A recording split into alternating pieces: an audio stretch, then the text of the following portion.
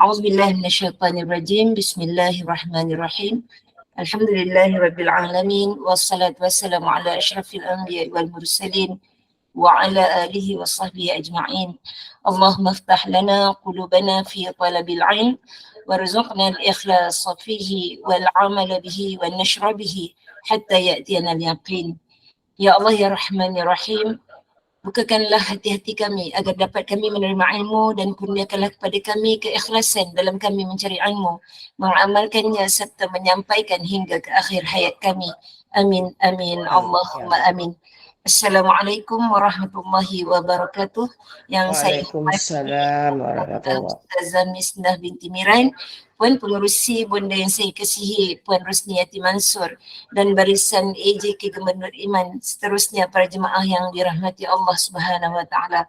Jutaan terima kasih kepada semua yang hadir sekali lagi untuk sama-sama kita imarahkan perjalanan Taman Syurga Gubernur Iman pada malam ini. Bagi memulakan kuliah maghrib malam ini, saya mempersilakan Al-Fadilah Ustazah untuk memulakan majlis dengan membaca umul kitab dan seterusnya menyambung kupasan pengajian fiqh, darah haid, nifas dan istihabah. Tafadhal mashkura ya Ustazah. Bismillah. Bismillahirrahmanirrahim. Alhamdulillahirabbil alamin. Malik yaumiddin. Iyyaka na'budu wa iyyaka nasta'in. Ihdinas siratal mustaqim. Siratal ladzina an'amta 'alaihim ghairil maghdubi 'alaihim waladdallin. Amin. Amin amin ya Allah, amin amin ya Rahman, amin amin ya Rabbal alamin.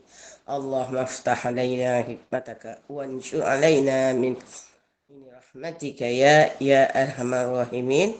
Wa sallallahu ala sayyidina Muhammadin wa ala alihi wa sahbihi wa salam walhamdulillahi rabbil alamin.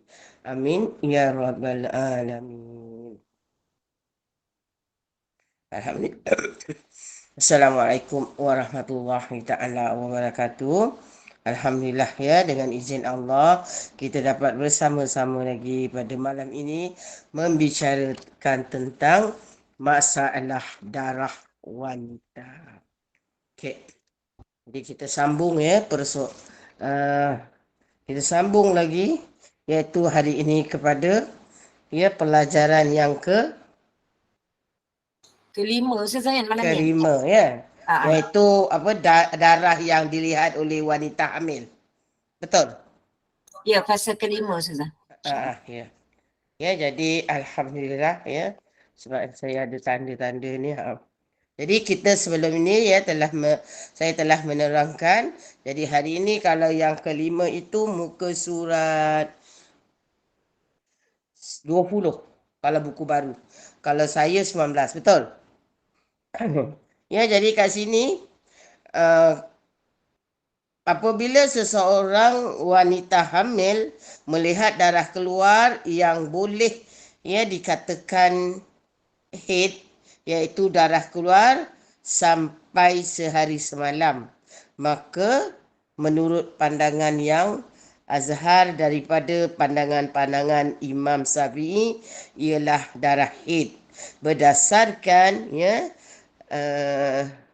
dalil-dalil yang menganggapnya sebagai darah haid seperti firman Allah, Qul huwa adza. Maksudnya katakanlah haid itu adalah kekotoran. Al-Baqarah 222. Ya, jadi kat sini yang saya ambil macam ini. Apa yang saya belajar daripada kat situlah ya. Jadi wanita ini dia ada dua darah. Darah haid, wanita hamil. Dia ada dua darah. Satu dipanggil darah talak. Bukan talak yang aku ceraikan kau tu, bukan. Dia talak. Macam tu, darah dia talak. Macam tu bunyi dia ya. Darah ini bukan haid. Darah ni darah istiadah. Maka yang diceritakan kat sini yang pertama tadi, dia mengatakan darah wanita itu adalah haid apabila dia ada ciri-ciri haid. Macam tu. Ini bukan semua ya, bukan semua wanita uh, ada haid masa mengandung. Tetapi ada. Apa yang guru saya kata, kalau dalam kitab ya dia menerangkan maka ada. Cuma mungkin apa tu 101 orang je ke. Dia bukan semua orang.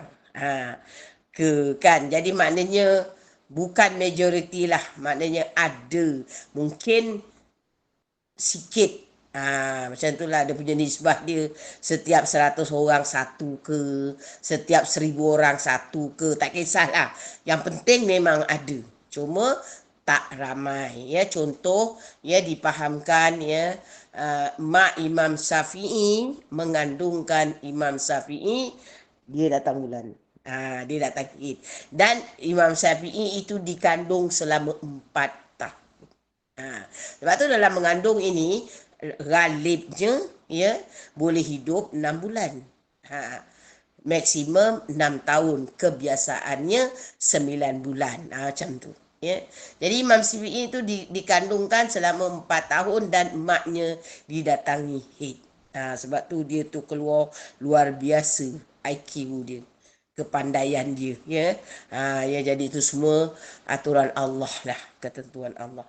Ya jadi kat sini cuma kita nak membincangkan tadi apabila ya seorang wanita itu hamil dan didapati keluar darah, dan kalau ada ciri-ciri haid maka dia haid. Kita dah belajar sebelum ni kan, haid iaitu dia kata minimum 24 jam, maksimum 360 jam. Ghalibnya 6-7 hari lah. Macam tu ghalibnya. Okey. Maaf ya, saya ni kan pakai cermata yang jauh. Cermata yang dekat jauh, saya missing kat mana. Itu hari dah buat satu, dah ada dua. Missing juga lagi. Itulah orang tua kan. Lepas tu cermata jauh dekat ni bukannya murah yang 2000 lebih satu. Jadi yang ini ni saya pakai cermata yang jauh untuk pemandu. Jadi kalau saya baca kena macam ni. Itulah. Kalau tak nampak. Tak, saya cabut kena baca dekat-dekat. Tak tahu dah. Dia tak nak jumpa. Nanti kadang-kadang dia jumpa. Cari-cari jumpa. Tu ya. Jadi tu yang kadang saya cabut. Bila baca tu saya cabut cermata. Ya, macam itu je lah. Jadi macam tu ya yang. Jadi dia kata kalau ada ciri-ciri haid. Dan maknanya ciri-ciri haid tadi yang pertama, yang sebelum ni kan kita belajar mesti darah yang keluar itu mesti cukup 24 jam minimum atau lebih, dan tidak melebihi 360 jam. Dan ciri-ciri dia lagi kadang warna dia hitam kan, ada ketul-ketul keluar ya, dan dia tidak ada berlaku contraction. Maknanya tak buka lagi. Ya. Jadi dia boleh didatangi haid tiap-tiap bulan. Contoh dia pregnant 1 bulan, lepas tu macam dia senang cakap dia datang haid lah walaupun dia mengandung. Datang haid. Jadi ini semua kuasa Allah. Allah yang menjadikan. Jadi dia bukan kata apa. Jadi kalau ikut orang mengandung ini tidak didatangi haid kerana pemberhentian pengeluaran telur kan. Macam tu dekat salur propam tu, maka dia kata ya kalau mak saya lah kata dulu tu darahnya itu tak keluar buat makan anak, sebab tu anak tu jadi darah sedarah dengan kita kan. Wallahu alam, itu semua kehendak Allah. Tetapi ada ya yang datang. Tapi itulah macam saya kata, mungkin ya kita tak pernah jumpa, mungkin pernah, mungkin tak tahu dia punya nisbah dia tu 1000 ke, setiap 1000 ke, kalau doktor katakan dia punya nisbah dia, wallahu alam. Yang penting ada. Macam tu je. Jadi itu kalau nak kenal ya. Tetapi kalau yang darah itu keluar ya, darah itu keluar dah buka jalan ya, kata orang dah buka 2, lepas tu keluar darah. Ya, Dia contraction lah, keluar. Itu bukan darah haid ya yang, itu darah talak. Maka itu istiadah. Ah, jadi istiadah ni maknanya ya kadang-kadang ya ikut orang layak. Kadang ya buka dua tu pun sampai 1 hari 1 malam tak juga beranak-beranak. Ya yang macam tu. Jadi walaupun kata ya darah itu keluar, kata tapi sampai 1 hari 1 malam tapi dah buka. Jalan dah buka. Dah buka 2, 3, tapi lambat lah. Ni yang Allah, ini semua kehendak Allah lah. Kalau orang tua-tua cakap kembur darah. Kembur darah tu apa maksudnya? Dekat nak beranak, dah buka dah 2 jalan dia lah. Dia kan mula-mula kan buka, kalau kata kita sakit macam nak apa, pergi hospital, doktor cek 2, macam tu. Dia baru keluar darah lah. Maka itu bukan darah haid. Ya, itu dipanggil darah talak, ataupun orang Melayu kita dululah kalau arwah mak saya cakap orang tu kembur darah. Dia kata mak doa kau jangan kembur darah, kembur air tak apa. Kenapa mak? Kembur darah ni bisa, dia kata. Jadi sakitnya tu melampau. Kalau kembur air tu mak kata kurang sakitnya. Wallahualam. Saya pun 5 anak tak pernah kena kembur darah. Alhamdulillah. Katanya itu doa mak saya lah tu. Agaknya lah ya Allah izinkan. Macam tu. Ya, jadi yang itu kita kena faham yang itu adalah bukan haid tetapi istiadah. Maka bila tiba waktu hendaklah solat ya, dengan cara ya berwuduk dari muhadas. Maka saya dah terangkan kan macam mana pada ya tak salah kali ketiga kot, kelas kali ketiga saya dah terangkan tentang macam mana kaedah ya, kaedah orang yang dari muhadas ya, insyaallah mudah-mudahan. Jadi itu kena tahu. Jadi kalau kata ya yang bukan belum buka, walaupun kadang-kadang dia kedatangan bulan itu bulan terakhir, dah ngandung 9 bulan baru keluar darah. Ya, jadi nak tahu beza dia sama ada itu darah haid atau darah talak, tengok pada keluarnya. Katakan ya dia seminggu lagi nak bersalin, seminggu lagi, atau 5 hari lagi, atau 3 hari lagi nak bersalin. Dia tak ada sakit yang, tak ada rasa contraction, tak ada buka jalan, dia kedatangan darah. Maka darah yang datang itu kalau tidak disertai dengan sakit yang buka jalan, contraction ya, perut, tahu ya kasih dalam ni kan semua ada. Kalau yang pernah mengandung dan bersalin fahamlah maksud saya tu. Jadi dia tak ada sakit apa-apa, dia tak ada rasa nak buka jalan, dia tak ada apa, tiba-tiba keluar darah. Biasa kan pergi doktor lah. Ya, pergi doktor, takut apa-apa. Tapi kalau doktor kata tak ada apa-apa ni, dia kata darah tak tahu keluar. Bila doktor kata tak ada apa-apa ni, darah nak keluar je, itu kita tengok. Kalau lebih 24 jam, maka darah itu haid. Maka apabila ya perempuan-perempuan yang mengandung ya belum contraction, maka bila keluar darah jangan solat dulu. Tangguh dulu solat. Ya, kerana kita niat dalam hati, ya Allah, aku tak tahu darah ni keluar sama ada darah istiadah atau haid. Maka aku kena tangguhkan solat aku, kena pastikan. Sampai bila? Sampai 24 jam. Dapat tak? Kalau dia keluar, berhenti keluar kan, lepas tu sampai besok nyambung keluar kan, kita tengok. Sebab kita kan dah pernah datang haid, jadi kita tengok ada tak ciri-ciri haid. Jadi kalau dia keluar, katalah 4-5 hari sebelum bersalin dia keluar, berhenti, keluar, kita tengok. Bila katalah hari ketiga dapat 24 jam. Termasuk patrah ya. Maknanya darah yang mengalir termasuk patrah. Maka itu haid. Ya. Sebab itu ya yang nanti kita akan belajar jarak antara haid pergi nifas. Berapa lama. Hanya kadang-kadang 1 detik aja.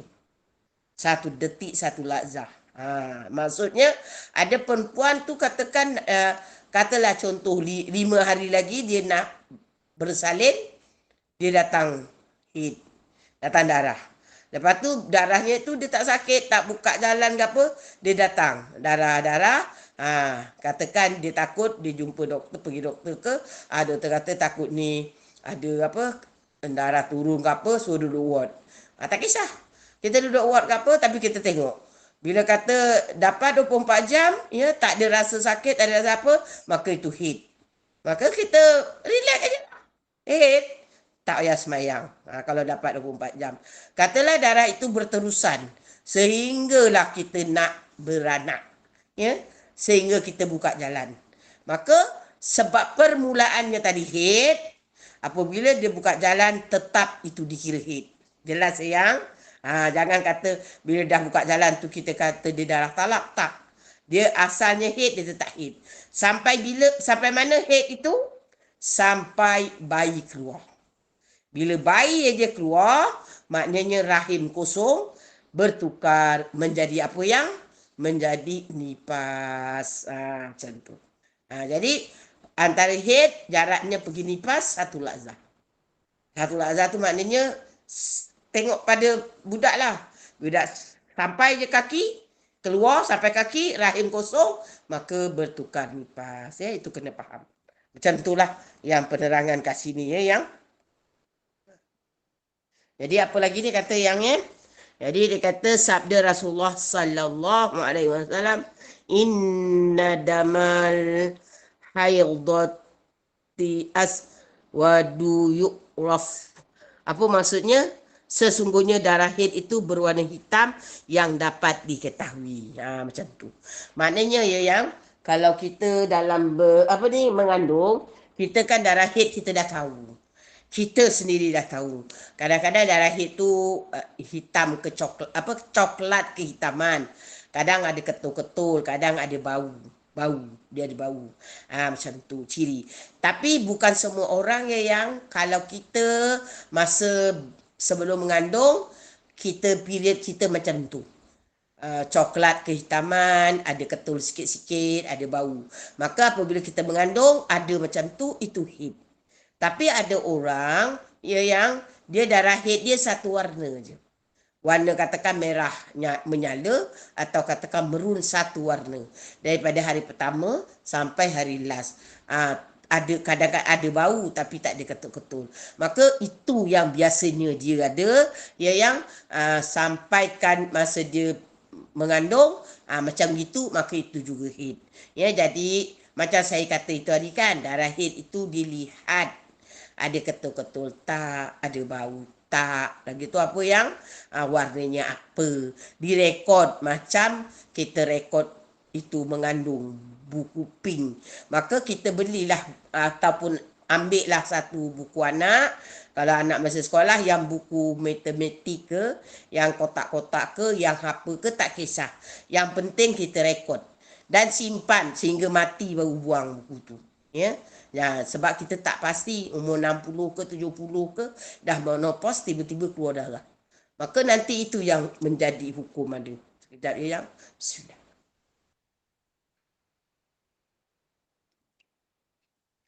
Jadi macam tu ya. Jadi mengikut mazhab Syafi'i ya, kita jangan pilih mazhab lain tau yang. Sebab kita mengikut arahan pemerintah. Pemerintah kita kan bermazhab Syafi'i, beraliran ahli sunnah wal jamaah. Maka kita ikut hukum ini aja. Jangan pandang-pandang hukum mazhab lain kerana jangan ambil ruksah yang senang. Kita ambil pada satu hukum, kita taat pada perintah kerana itu juga arahan Allah, kan? Allah kata hendaklah kamu taat kepada Allah, kepada Rasulullah dan ulul amri. Ya. Jadi macam tu. Ya. Jadi faham ya yang? Jadi kalau mengandung ada ciri-ciri haid sebelum berlaku contraction. Ya, sebelum buka itu saluran faraj, maka jika cukup 24 jam haidlah dia. Ya, ataupun ada tanda-tanda tadi yang macam sabda Rasulullah warna merah kehitaman. Okey, itu berbau berketul, itu ciri-ciri dia. Okey ya.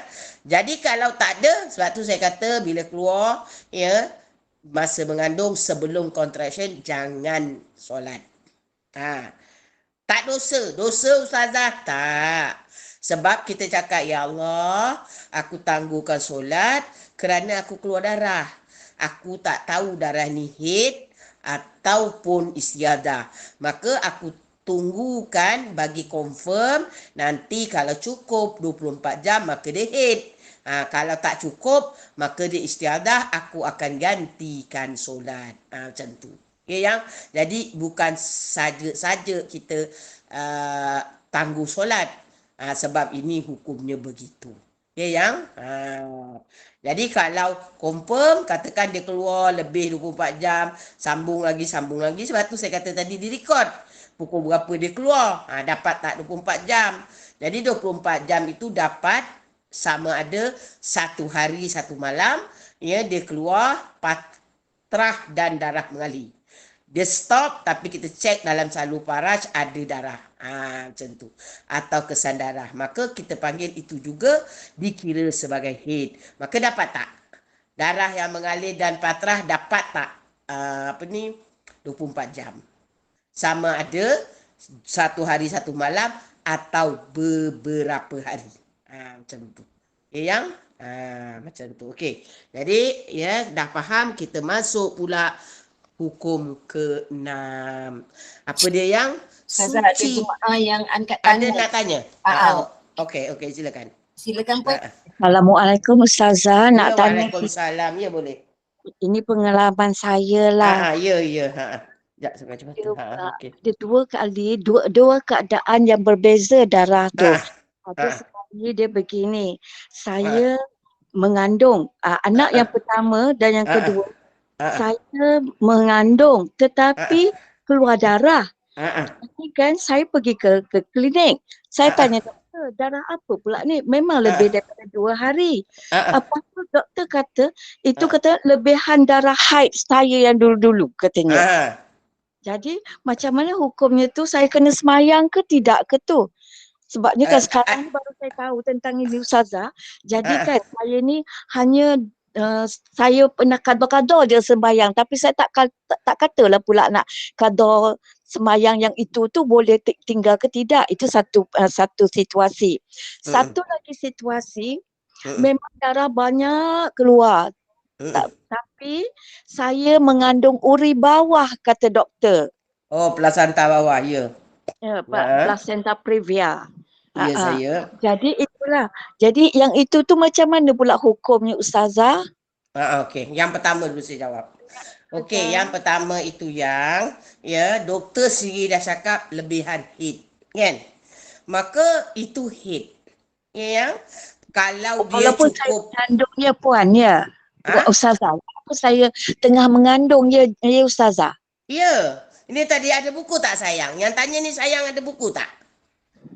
Saya tak tahu apa-apa ni dulu sekarang ni saya dah tua dah. Ya, tak apa. Masa Dah dulu tua, kalau nanti dia boleh kena qada. Kalau tak tahu. Hajah ada buku ni tak? Ada buku ni tak?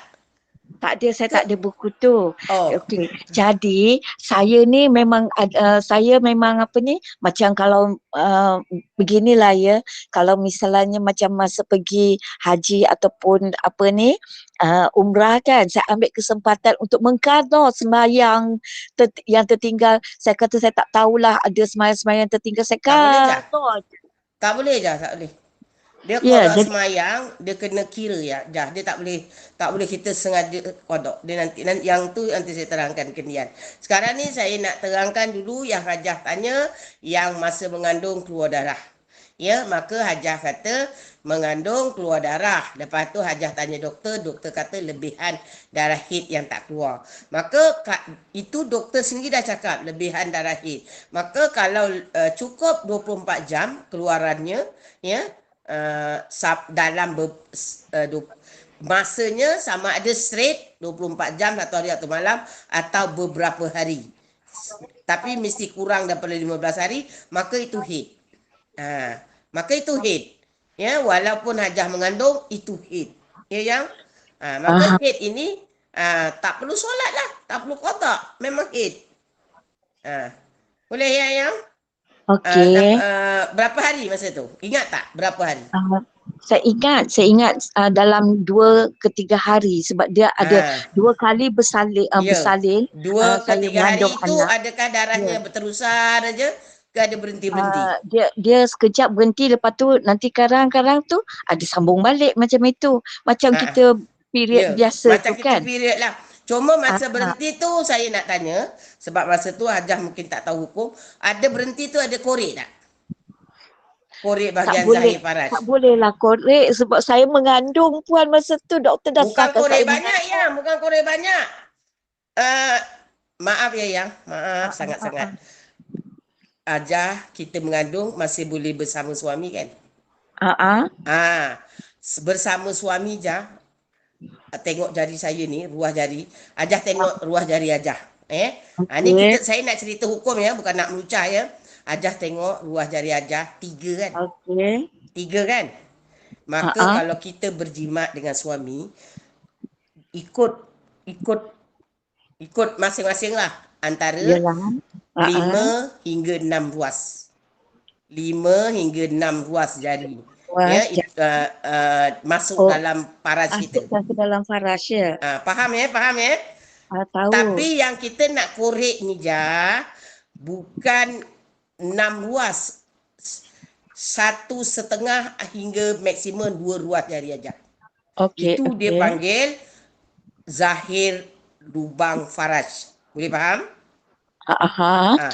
Dan itu juga saya bagi tahu siapa-siapa yang mandi wajib, tak kira junub ke hadas besar apa tu haid atau nifas, wajib masukkan air di rongga kemaluan zahir, iaitu tengok jari hajah antara maksimum, kalau hajah tinggi 2 ruas, kalau hajah pendek 1,5 ruas. Sebab itu Saya ni dalam pendek. hukum sesiapa yang mandi wajib dari mula sampai khatam berdiri tidak sah mandinya.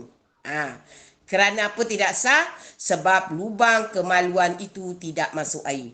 Kecuali mandi ya, nanti di hujung-hujung kita menyangkung berdangkak tu. Menyangkung berdangkak, peha tu dibuka.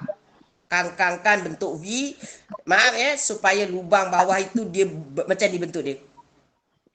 Oh, terbuka. Dia nyelongop supaya air masuk secara automatik. Atau kalau kita sakit lutut ke tak boleh berangkat, kita duduk ya, sama ada dekat jamban duduk, kita tarik getah ya ataupun mancit, kita pancitkan tepi paras kita supaya air masuk dalam kemaluan itu. Kalau Ah, tak buat tak sah ya Zah. Maknanya kalau siapa-siapa ya yang mandi wajib tidak masukkan air di rongga zahir faras, iaitu lebih kurang 2 jari tadi, tak sah mandi wajibnya. Begitu juga ya, ingat ya, sebab itu kenapa apabila darah tidak keluar wajib kita korek di bibir paras ya. Tengok ya tangan saya, tengok tangan saya ya. Ni mungkin Hajah ni orang baru. Ini lubang saya orang. faras. Ini Aha. lubang faras. Nampak tak dari saya? Nampak. Ini ambil kain perca warna putih ya, ataupun cotton bud, masukkan ni, nampak? Aha. Masukkan korek di dinding faras. Ini kan tangan saya 2 jari kan. Masukkan kain putih ya, putih, tak mau yang lain. Ataupun cotton bud. Ini ya, lubang faras, bukan kita masuk macam ni tau. Bukan masuk cocok macam ni, bukan. Kita masuk 2 jari tadi, korek. Korek dinding faras macam tu, korek. Lepas tu kita tengok keluar. Ada tak tanda kesan darah. Kalau ada, itu nama dia patrah. Hukum patrah sama macam haid. Ya, bukan kita korek sampai 3 ruas, 5 ruas, 6 ruas jari, bukan. Itu dah masuk zahir batin faraj. Maka darah yang dalam batin faras tidak dikira. Darah dalam batin faras itu dipanggil nakok. Dalam batin faras. Maka bila korek, jangan melebihi 2 ruas jari. Ya, sebab kena korek. Sebab itu ada hadisnya daripada Sayyidina Aisyah radhiyallahu an. Dia mengatakan, apabila kamu berhenti, jangan tergesa-gesa mandi. Hendaklah kamu ambil perca putih atau kapas, maka koreklah di bahagian zahir faraj untuk melihat adakah kesan darah atau tidak. Kalau ada kesan darah walaupun warna kuning cair ke, asalkan masih dalam tempoh 15 hari, maka itu adalah haid, adalah fatrah. Hukumnya sama macam haid. Kalau kita mandi, maka mandi itu belum sah sebab kita masih dalam haid. Ya, macam itu. Jadi itu dikira jam. Maka kita dalam rekod darah yang mengalir keluar. Mana mengalir keluar tu kita dia kalau kita pakai kotek, dia kena kotek lah. Ataupun kita macam ni kita swab kemaluan tu, macam ni ada darahnya. Ya, jadi lepas tu kita kena korek. Katakan kita korek, bila nak korek itu, bila dia berhenti kita korek. Lepas itu bila 5 minit lagi nak masuk waktu, kita korek. Masih ada tak? Kalau masih ada, kita berhenti dulu. Nanti bila dekat nak habis waktu, katakan 15 minit lagi, nak habis waktu ke 10 minit, kita korek lagi. Ada tak? Kalau tak ada, cepat-cepat mandi untuk nak solat. Ya, Jah. Jadi yang bertanya tadi, kena tahu ya, yang lain pun sama. Wajib dikorek. Ya, bukan dalam. Jadi tak melibatkan. Walaupun mengandung, insya-Allah tak keguguran. Bukan kita korek sampai dalam-dalam. Kita korek tadi zahir paras. Ya. Jadi saya tak tahu dalam sini saya dah cakap ke belum. Kalau belum, saya cakaplah. Iaitu ya, ada ustaz ya. Ustaz, bukan ustazah, ustaz. Orang tanya dia, mandi junub boleh tak selepas subuh? Maka dia jawab boleh, tak batal. Betul, tapi sebenarnya ada 2 kes ya. Ada 2 ya, mungkin sebab ustaz ni dia tak sama macam orang perempuan ya. Jadi mungkin bini dia masih okey lagi. Tak sakit lutut, tak apa. Jadi dia tak ni. Jadi apa yang saya belajar secara detail, kalau perempuan-perempuan yang sakit lutut ya, yang tak boleh mandi wajib menyangkung, bukan menyangkung semua layang. Ada nanti bila bahagian bawah tu, kepala, badan tu semua boleh diri. Tapi bila part nak masukkan air ke lubang faraj zahir, dia tak boleh menyangkung. Dia kena menyangkung yang dan tu peha kena buka bentuk V. Ya, kita jangkung, peha buka bentuk V supaya paras kita tu menyelongop. Macam saya cakap tadi, menyelongop. Kerana bila kita siram air tu daripada kata orang ya, mengalir, dia otomatik masuk dalam lubang zahir faraj. Maka kalau dapat macam itu, tak batal mandi. Tak batal puasa kalau mandi selepas subuh. Tetapi bagi orang-orang yang sakit lutut, yang tak boleh nyangkung, ya, yang tak boleh masuk air itu secara automatik, kecuali kita ambil pemancit, kita pancit kat tepi bibir kemaluan itu, biar air itu masuk dalam lubang faraj, itu batal puasanya. Kerana bila kita pancit, confirm dia akan kadang-kadang masuk lebih daripada had zahir. Dia akan termasuk sampai had batin. Sebab kita pancit kan. Kita pancit macam tu. Ya, supaya kita nak masukkan air dekat rongga terbuka. Jadi kalau pancit terlebih ke anggota batin, batal puasa. Jadi saya nak beritahu bagi siapa-siapa yang dalam ni lah, yang tua, yang lututnya sakit, tak kisahlah muda ke, yang sakit lutut, maka kalau ehem-ehem dengan suami, besok nak puasa, mandilah sebelum subuh. Supaya kita dengan senang hati boleh memasukkan air lubang depan rakaat itu secara kita masukkan, pancit masukkan, macam tu. Tapi kalau kita boleh sihat, boleh menyangkung ya dalam bentuk itu dan kita siram air automatik masuk lubang faraj, itu boleh, tak batal. Ya, jelas sayang? Macam tu. Jelas ya, Jelas, saya harap terima jelas. kasih banyak Ustazah. Tapi kan maksudnya kan, yalah itu masa saya mengandung muda-muda dululah Ya, kan. ya. Sekarang ni dah Itu jadinya yang pertama itu hajah haid.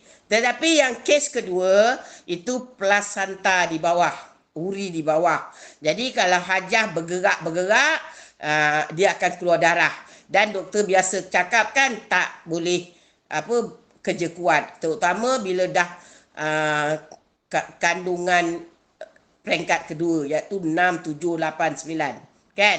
berinya Maka tu daripada katil pun duduk dekat hospital je. ya, saya tahu. Saya tahu sebab apa? Memang saya tak mengalami tapi kawan saya mengalami. Bulan ke-9 dah duduk ward je sebab dia tak boleh nak ni. Itu bukan hate.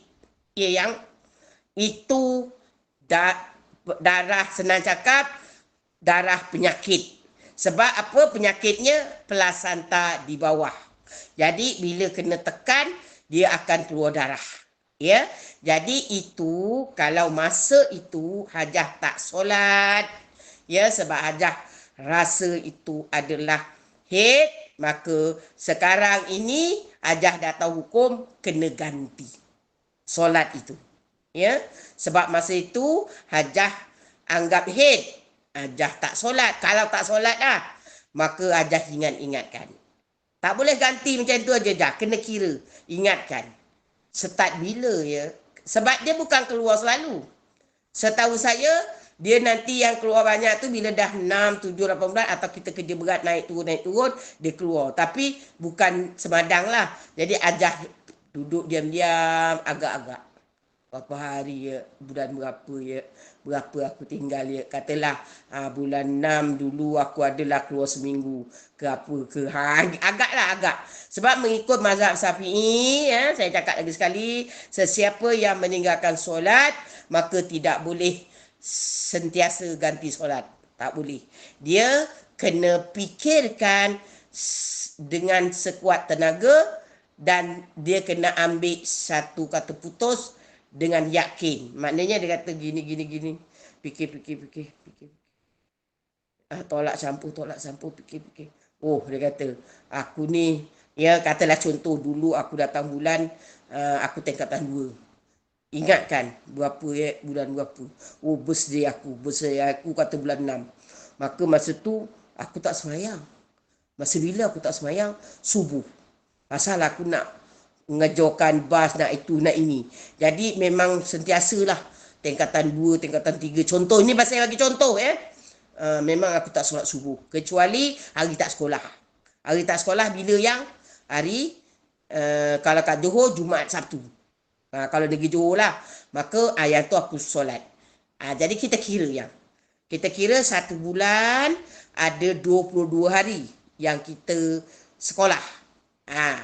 Kan dia tolak 2 hari, kan 1 bulan ada 30 hari. Kita kan 1 minggu 2 hari. Lepas tu kita tolak. Oh, aku ada 22 hari yang tak solat subuh. Lepas tu kita tolak lagi. Aku datang bulan seminggu kata contoh. Maka 22 hari itu kita tolak lagi katalah 5 hari. Pasal kita kata seminggu masuk Jumaat Sabtu, maka kita tolak 5 hari. Jadi 22 tolak 5 apa yang 17 17, 18, 19, 20. 17 hari. Jadi kita kira setiap bulan 17 hari aku tak solat subuh. Selama sampai tingkatan 3. Contoh ni saya bagi contoh lah. Jadi sebulan 17 hari. Setahun 10 bulan dah 170 hari. Setahun tambah lagi.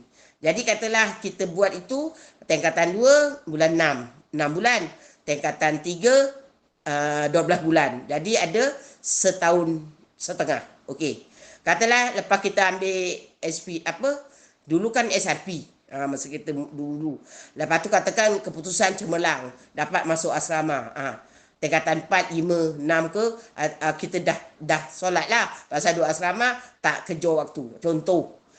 Jadi yang kita tak solat, subuh. Lepas tu kita fikir lagi. Bila aku tak solat?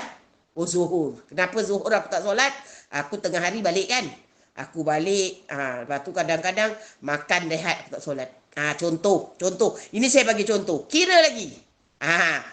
Kira lagi sama. Sebulan katakan hari sekolah 17 hari kira macam tu. Jadi batu asar, aku kat rumah aku solat.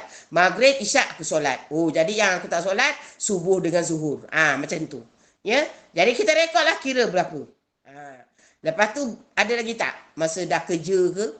Katalah contoh dah kerja. Contoh ni saya bagi contoh. Zuhur asar memang confirm tak solat. Kerana apa? Malah nak cuci make up. Jadi zuhur selalu aku tak solat. Ganti tak? Kita ingatkan.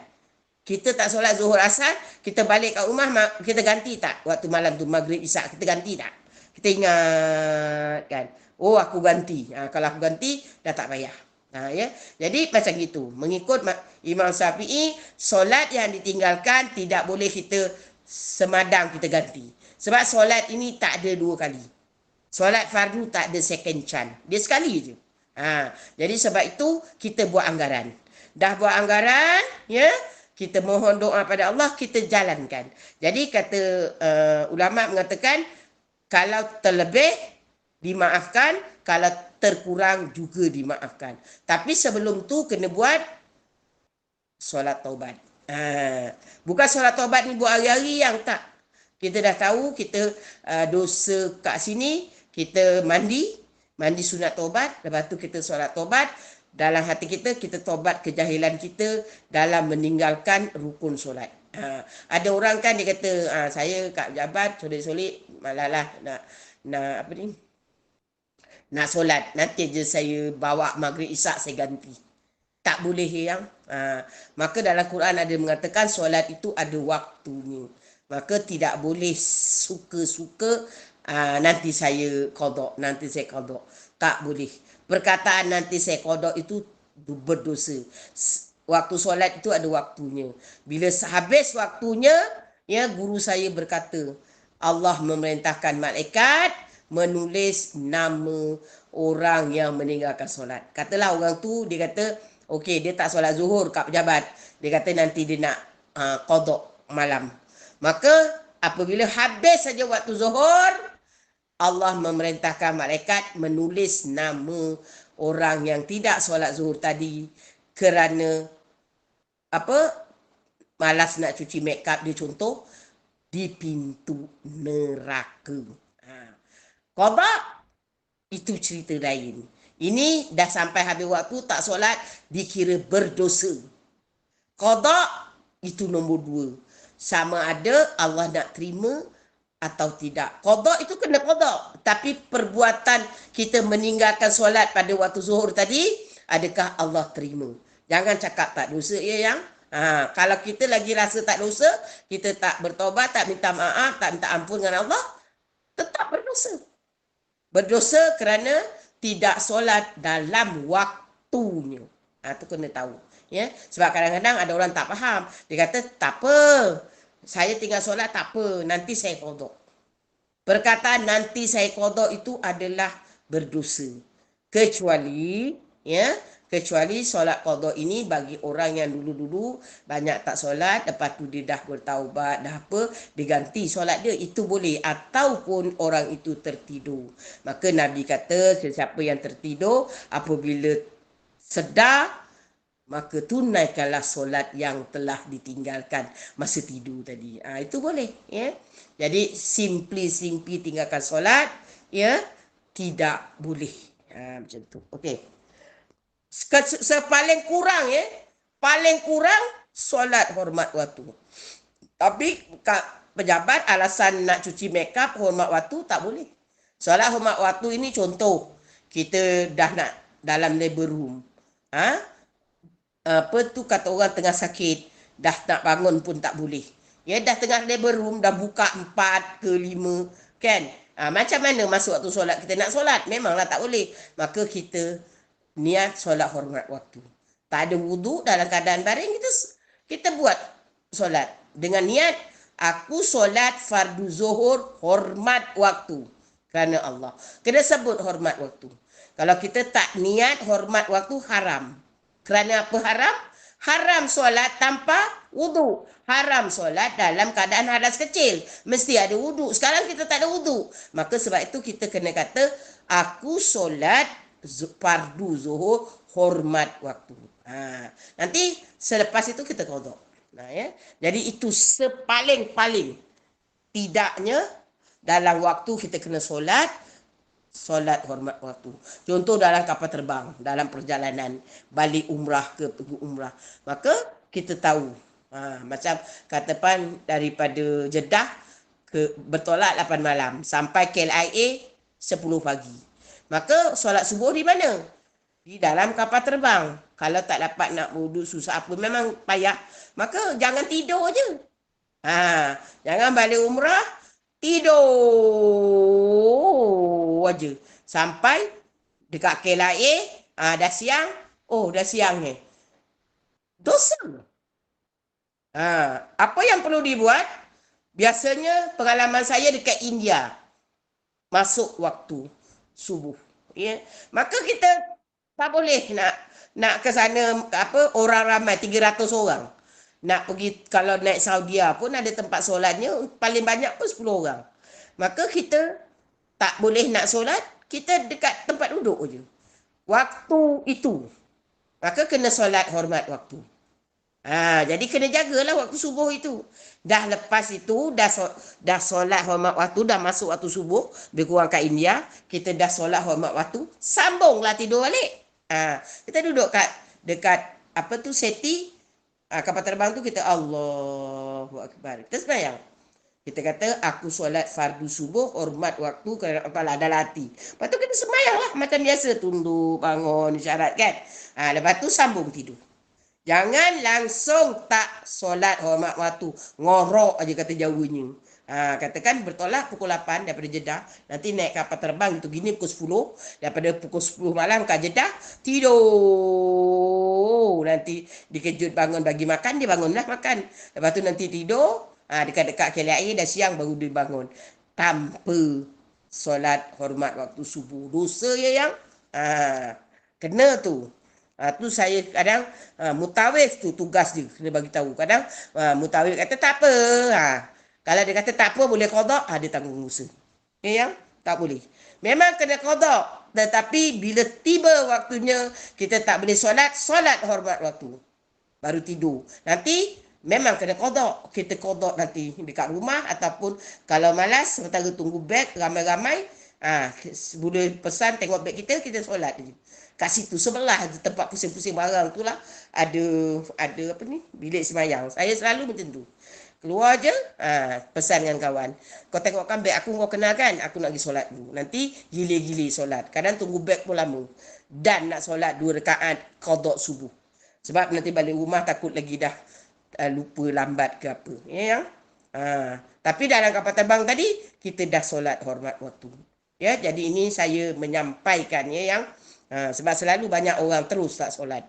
Dosa. Okey.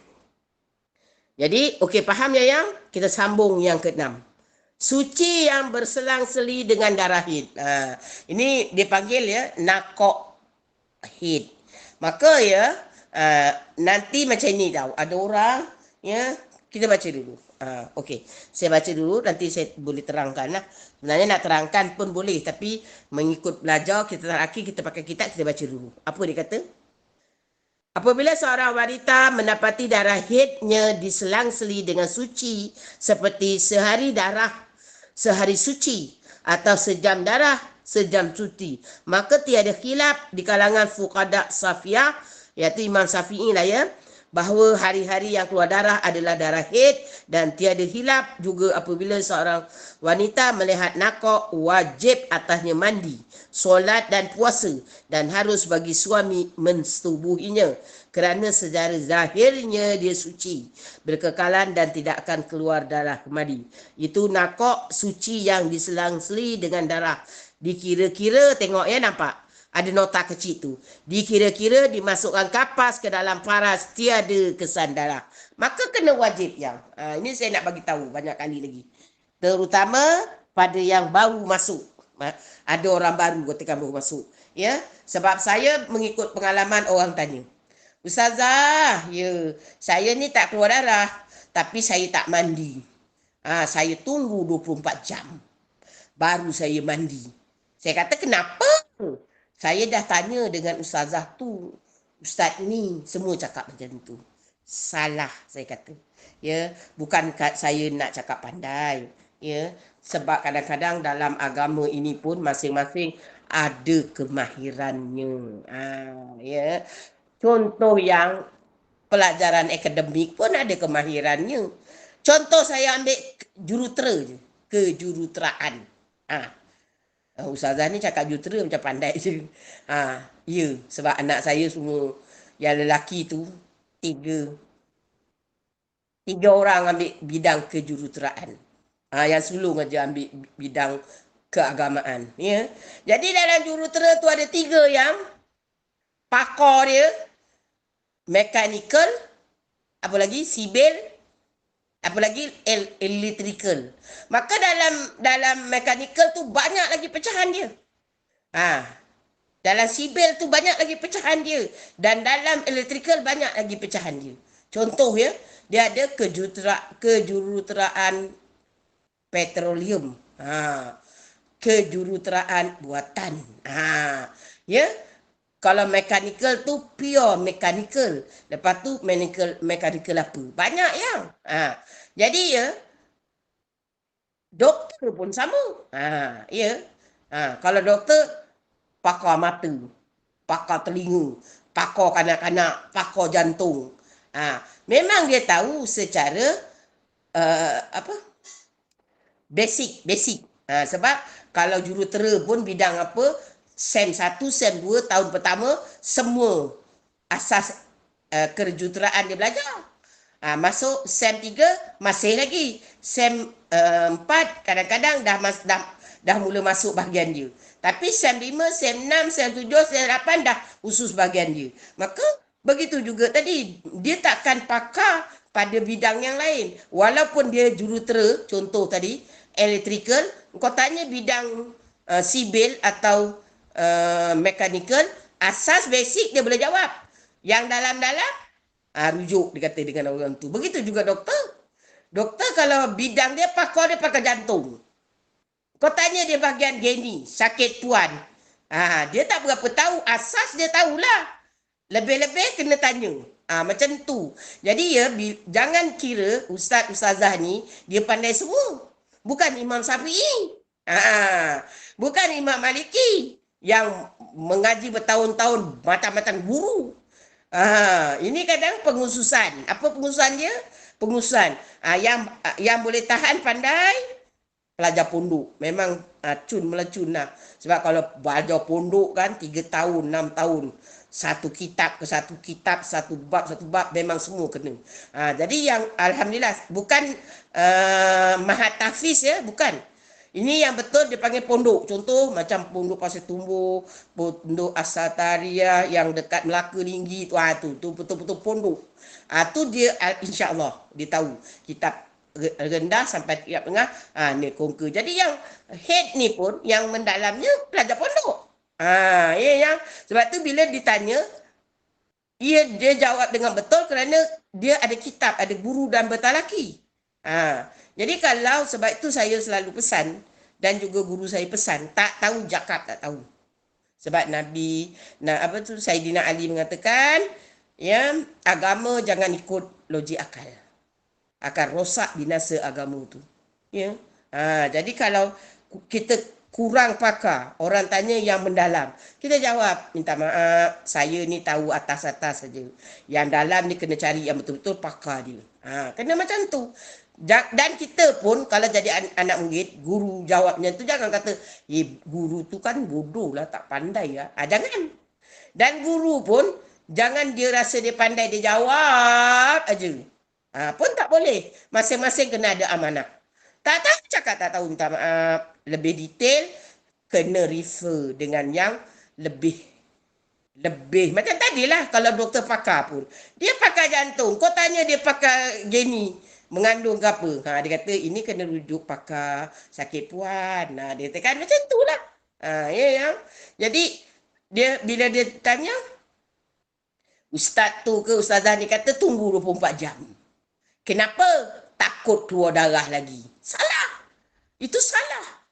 Yang betul, bukan saya cakap macam ni, saya betul yang minta maaf. Ya, sebab saya belajar dengan guru pondok macam tu. Jadi, dia kata yang betul dalam ini pun ada kan, dalam kitab Ibanah ni pun ada. Yang betul, bila darah tidak keluar, ambil perca kain. Ya, ini Sayyidina Aisyah yang kata. Atau dulu tak ada cotton bud, perca kain atau kapas. Dia kata, masukkan korek di zahir faraj. Dinding dia tu tengok ada darah tak. Kalau ada kesan darah walaupun satu line.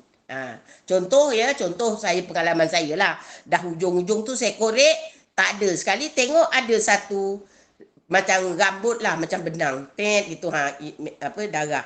Oh, ada lagi saya kata. Tapi bila dah korek macam tu, setengah jam lagi kau korek, dah tak ada dah, dah nakut dah. Maka tali tu lebih kurang isyarat je, isyarat penghabisan. Ataupun kadang lah, kalau kita subuh, kita berhenti kan, kita korek. Tak ada kesan darah, tapi ada lendir tu. Lendir macam hingos yang jernih. Tu. Itu confirm memang dah nakut. Itu menunjukkan tanda subuh kita. Dah. Itu memang confirm dah tak ada lagi darah tu. Itu kalau adalah kesan macam hingos yang baru nak mula. Bukan putih jernih. Maka itu memang dah nakut dah. Macam tu. Ya. Jadi apabila darah berhenti, bukan tunggu 24 jam baru mandi. Bukan, salah. Bila darah berhenti, kena korek. Jadi kalau ada lagi patrah, tunggu. Kalau nakut, mandi. Macam tu. Ya, jadi dia mengatakan kat sini apa? Bila nakut, maksudnya kita korek dah tak ada kesan darah, wajib mandi. Wajib solat. Wajib puasa kalau bulan Ramadan. Esok-esok keluar darah lagi, berhenti. Katakan nakut 2 hari. Kita dah puasa, dah sembahyang. Dia keluar lagi darah. Maka berhenti lah. Jangan puasa, jangan solat. Jadi puasa kita yang 2 hari tadi, macam mana? Tak sah. Kerana kita puasa dalam keadaan nakut haid dipanggil. Nanti kita akan belajar bab ni.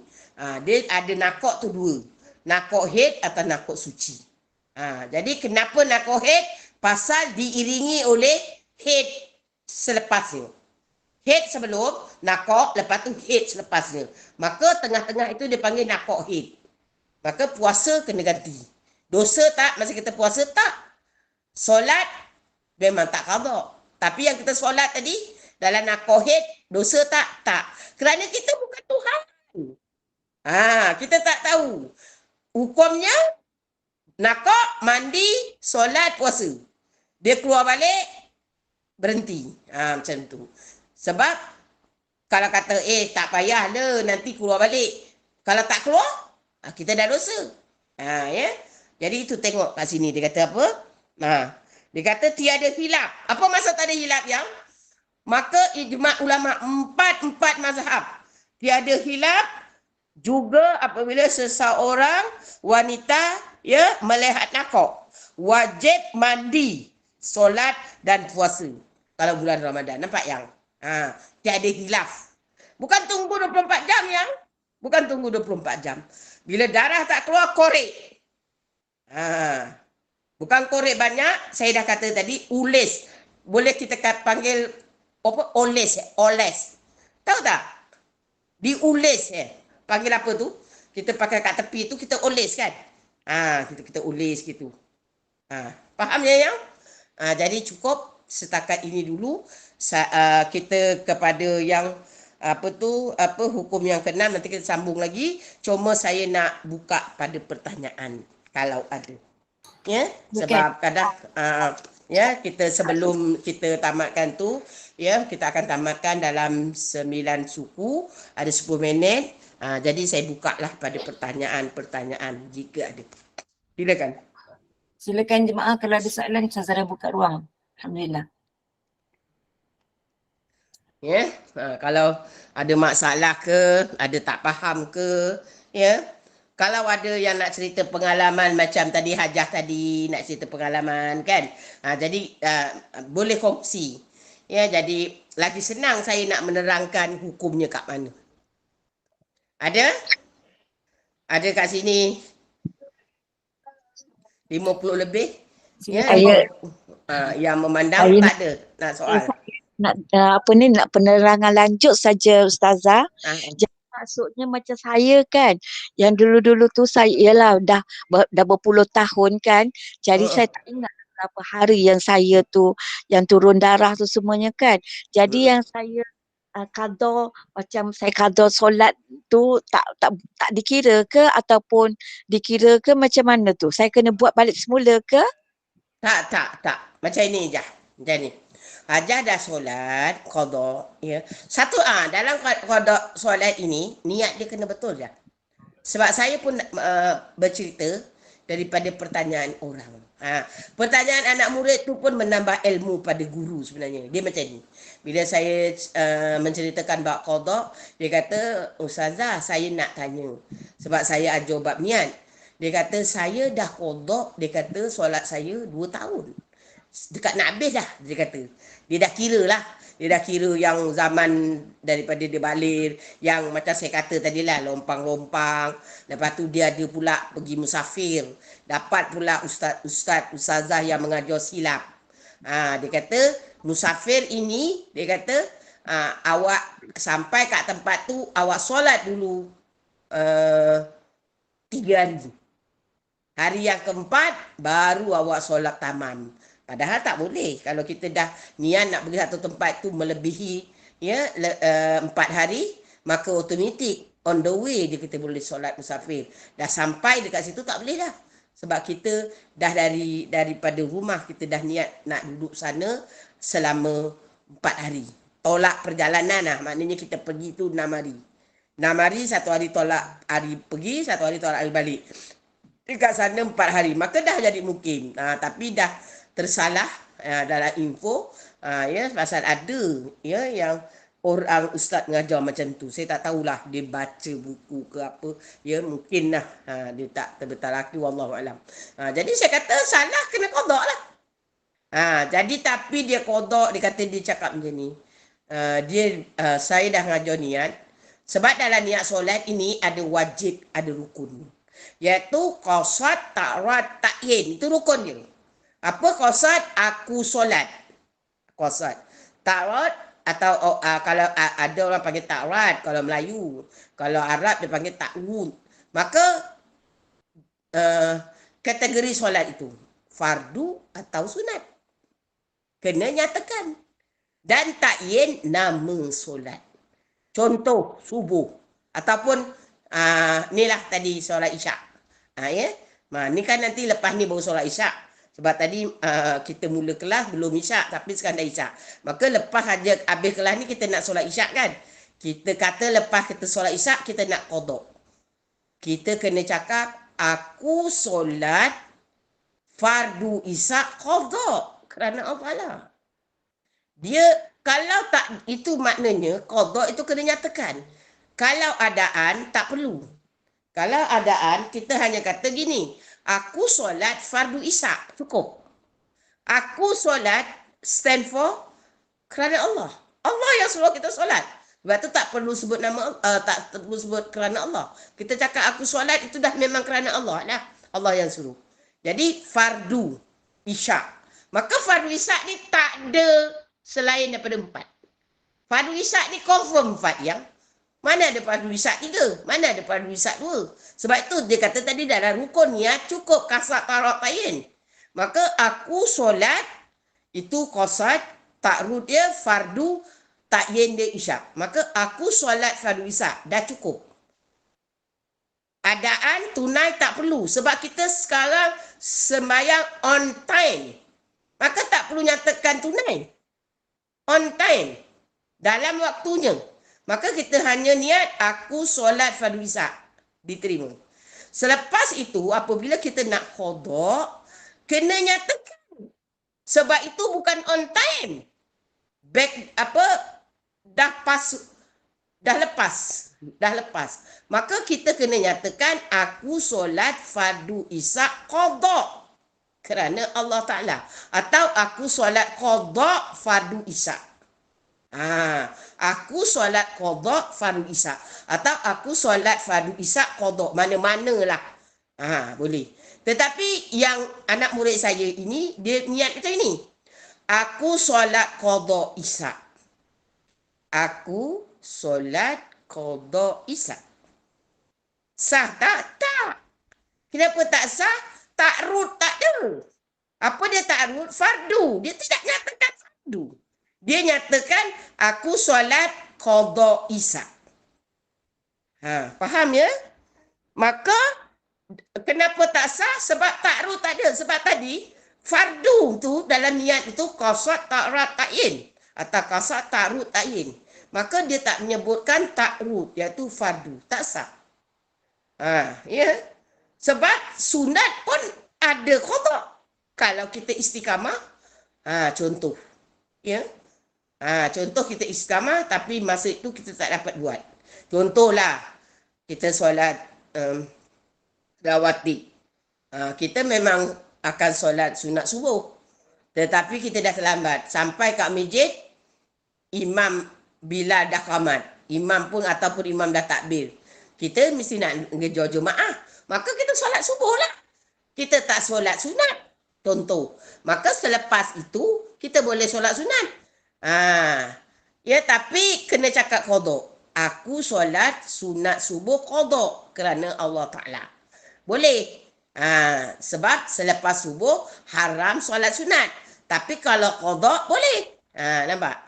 Jadi kat sini dia kata, lah Ustazah, 2 tahun Ustazah. Tak diterima. Iyalah. Asal awak tak cakap fardu. Habis saya kata semua. Kalau subuh aku solat qada subuh.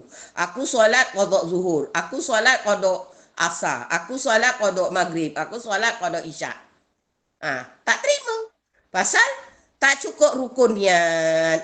Saya kata tak apalah. Kita anggap je lah itu kifarah kita. Kerana kita tak belajar jahil. Maka kifarah kita dapat. Tak apalah, mudah-mudahan ada pahalanya kat situ. Jadi kena mula balik lah Ustazah. Ya, kena mula balik. Ya, macam tu. Walaupun dia dah qada selama 2 tahun.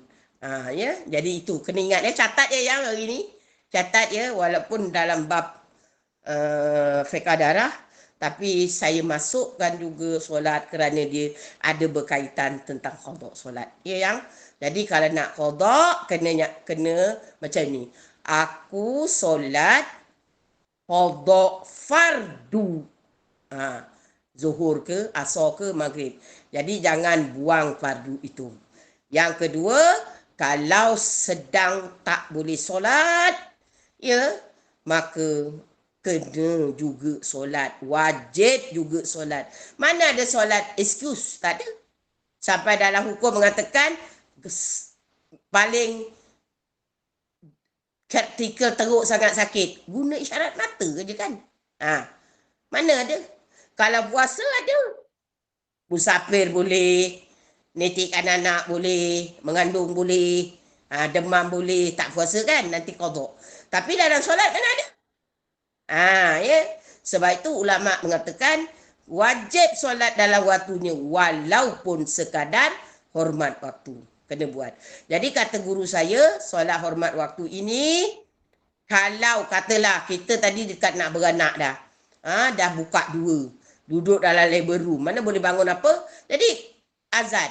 Kita tahu kita kena solat. Maka kita solat. Aku solat hormat waktu kerana Allah Ta'ala dalam baring. Buatlah cara dia angkat. Kita baring, kita solatlah baring. Allah Akbar, baring. Kan? Lepas tu kita rokok, kita tunduk sikit kepala. Ni aku rokok. Nanti sujud, kita tunduk lebih sikit kepala kita sujud. Ya? Lepas tu bersalin, mati. Maka Allah terima tadi solat hormat waktu itu sebagai solat. Itu untungnya. Tapi kalau kita tak solat hormat waktu, bersalin mati. Maka Allah dah kata kita hutang satu fardu. Nampak tak yang? Itu pentingnya tadi solat. Ya yang? Lagi sakit-sakit, lagi solat. Jangan tinggal solat. Walaupun hormat waktu. Takut sakit, jalan terus. Boleh? Okey ya yang? Waktu 9 suku. Jam saya. Ada lagi? Saya buka mungkin satu soalan sebelum saya tutup. Di chat room Ustazah saya bacakan. Silakan. Okey, ini kes head lebih dari 15 hari. Head 16 September jam 9.45 pagi. Cukup 15 hari, 15 malam, 1 Oktober 9.45 pagi. Lepas tu dia mandi wajib. Darah berhenti 2 hari lepas tu. Kemudian keluar darah lagi pada 11 Oktober. Kena kira waktu suci dari 1 bulan Oktober 9.45 pagi ke Ustazah? Tidak. Ini tengok pada hukum yang saya ajar pertama kan. Apabila seorang perempuan itu yang darahnya melebihi 15 hari, maka terus dihukumkan kepada perempuan mustadah. Memang betul bila dia sampai kepada 360 jam atau 15 hari 15 malam, cukup aja dia wajib mandi. Kerana dia dah tahu selepas ini dia kena mustadah. Jadi dia wajib mandi dan dia solat. Jadi bila haid dia bukan 15 hari. Kena tengok tadi daripada dia mesti ada darah pertama sampai ke pada berapa dia berhenti. Tengok warna darah dia. Ya, warna apa? Sebab darah qawi, darah kuat itulah haid, darah lemah itu istiadah. Kalau darah dia sama, kita ambil hukum adat. Yang tadi hukum tamyiz. Dia panggil hukum muqtadah gairu muakkad. Okey. Sekarang katakan hukum adat. Kebiasaan sebelum dia dapat istiadah. Berapa hari? Contoh yang bertanya tadi, sebelum ini dia katakan kebiasaan dia 6 hari. Maka 6 hari saja haid dia. Yang lebih itu istiadah. Ya, macam tu. Dia sebab itu saya kata tadi kena rekod. Kena rekod kebiasaan datang berapa hari. Setiap bulan berapa hari. Kalau dia kata tak tetap 67, maka kita kena ambil the latest sebelum dia kena istiadah. Sebab biasa orang sekarang kena istiadah sama ada pemakanan ataupun ambil perancang keluarga. Macam-macam kan perancang keluarga, ada tanam, ada impal, ada entah macam-macam kan. Jadi itu semua ada hormon. Kita ni ada hormon estrogen dan estrogen. Maka planning perancang keluarga itu dia pun hormon. Dia kadang-kadang dia disturb hormon kita. Orang yang alergi ke apa, dia akan ada gangguan istiadah tadi. So, makna dalam kes dia ni dia kena alert pada warna darah tu. Ya, satu. Kalau katalah dah lepas dia tak perasan, maka ada ulama mengatakan tengok kebiasaan dia. Ya, faham. Sebelum dia kena berapa hari dia. Kan kita biasa adat kita kan tak lari kan. Ya, betul tak? Betul. Yang ni semua. Kalau yang tadi tolong tanya admin. Contoh admin yang bercakap tadi ni. Biasa berapa datang haid? Saya selalu dalam 8 hari. Kan? Jadi ambil adat itu. Macam saya biasa 6 hari. Maka itulah adat saya. Kalau tadi kata dia sampai berapa 17-18 hari, maka betul-betul haid dia katalah adat dia macam admin tadi 8 hari. Maka 8 hari itu sajalah haid dia. Selebihnya itu semua istiadah, maka dia wajib mengqadakkan solat dia yang dia dah tinggal sampai 15 hari kerana dia sangka itu haid. Dosa tidak. Sebab istiadah ini dapat dikesan selepas berlaku. Oh, Jelas? jelas. Kalau tak berlaku mana kita tahu? Sampai darah tu keluar di 14, kita kata head lagi. Bila dia masuk aja lebih je 360 hari, alamak, aku dah kena istiadah. Jadi cara dia tadi betul. Bila sampai aja kepada 15 hari 15 malam, cukup 360 jam dia mandi. Memang kena mandi. Sebab dia dah tahu selepas tu istiadah. Cuma cara dia mengira head, kalau dia kata 15 hari head dia, itu salah. Ya itu salah. Sebab itu yang banyak orang lakukan. Kadang tanya ustazah pun ustazah cakap macam tu. Ambil 15 hari sebagai head. Sebab maksimum head itu 15 hari. Selepas itu baru istiadah. Salah. Ada kan admin kan. Saya dah ajar yang depan dulu kan. Ada kan. Permulaan kita belajar. Kan ada dia kata. Bagi perempuan-perempuan yang melebihi 15 hari 15 malam, maka hendaklah dikembalikan kepada hukum 7 hukum mustadah. Ada tak? Ingat lagi tak? Kena tengok buku Ustazah. Nanti tengok buku ya, depan-depan. Bismillah. Okey, Yayang, kita tutup Yayang. Ya, baik Ustazah. Saya tutup, saya serah pada Ustazah untuk tasbih kafarah dan surah Al-As. Ya. Okey ya, kita baca tasbih kafarah, surah Al-As dan sedikit doa. Subhanakallah wa bihamdika asyhadu an la ilaha illa anta subhanaka inni kuntu minaz zalimin. Bismillahirrahmanirrahim. Wal 'asri innal insana lafi khusr illa alladzina amanu wa amilus solihat wa tawasaw bil haqqi wa tawasaw bis sabr.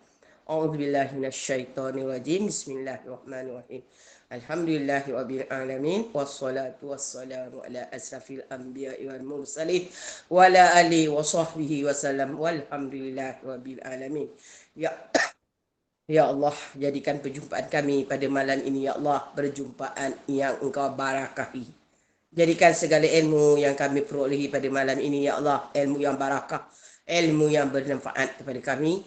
Dan ya Allah, Kau jadikan juga perpisahan sementara kami pada malam ini, ya Allah, perpisahan yang Kau redai. Rabbana tuzigh qulubana ba'da idh hadaitana wa hab lana min ladunka rahmah innaka antal wahhab.